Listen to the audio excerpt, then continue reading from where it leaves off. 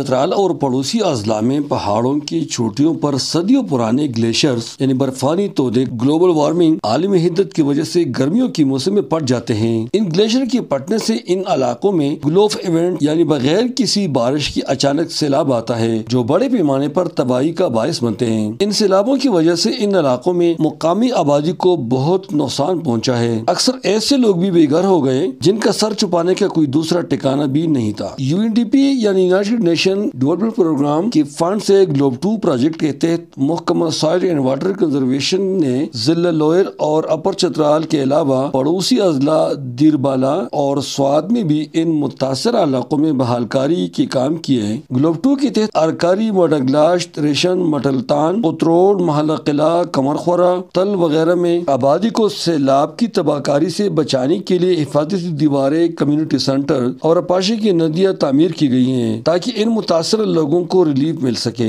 علاقے کے لوگ ان بحال کاری کے کاموں پر بہت خوش ہیں جس سے ان کے نقصان کا کسی حد تک تلافی ہوئی ہے۔ سیبھیون کا اصل میں مقصد یہ ہے کہ جب سیلاب آ جائے اور یہاں پہ جو گھر ہے وہ نیچے دریا کے نزدیک ہے تو وہاں سے یہ سیبھیون اس لیے بنایا گیا ہے، تھوڑا اونچائی پہ ہے کہ جب سیلاب آ جائے تو فوری یہاں پہ لوگوں کو شفٹ کیا جائے۔ سب سے پہلے ہمارا درخواست یہ ہے کہ جو فلڈ آ چکے ہیں اس فلڈ میں ہمارے اس ایریا میں اربوں روپے کا نقصان ہو گیا ہے۔ ہماری یہی مطالبہ ہے کہ جو ہمیں ریلیف ہے تو اس ریلیف کو پورا دیا جائے تاکہ ہم اپنے گھر کو دوبارہ بسا سکیں۔ ان لوگوں کو یہاں یہی خطرات ہے کہ یہاں پہلے یہ گلیشیئر جو تھے یہ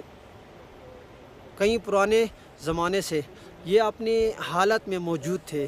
لیکن ابھی موسمی چینجنگ کی وجہ سے یہ دن بدن جو ہے نا یہ پگھل جاتے ہیں، تو اس وجہ سے ہر سال فلڈ آنے کا خطرہ ہو جاتا ہے۔ اور آئندہ بھی اللہ تعالیٰ نہ کرے اگر ایسا سانحات دوبارہ پیش آیا تو میرے خیال میں جو زندہ لوگ بچے ہیں وہ بھی سب بہہ جائیں گے، اور یہ جو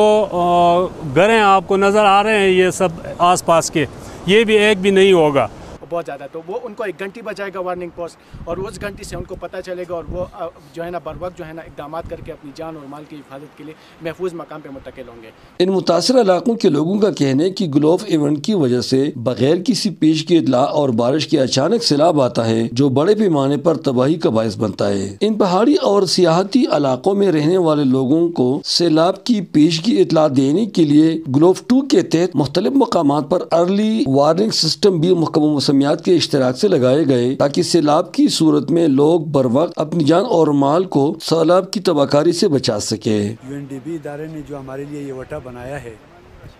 اس کا ہمیں اور ہمارے علاقے کو بہت زیادہ فائدہ ہوگا، اور ہم ادارے والوں کی اور جن لوگوں نے خدمت کی ہے مخلوق خدا کی سب کے لیے دعا گو ہیں۔